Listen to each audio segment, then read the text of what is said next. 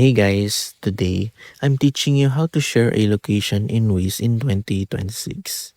If you want to send a place to a friend or family member, you can share it directly from the Waze app. First, open Waze on your phone and tap the search bar.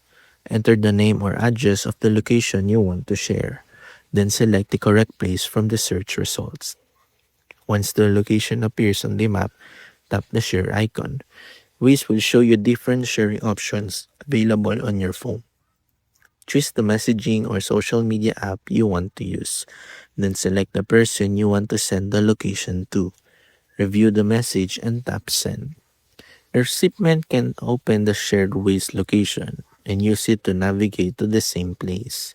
You can also share your current location by opening the location options from the map and selecting the available sharing option. And that's how to share a location in Waze. Thanks for watching, and don't forget to subscribe for more Waze tutorials.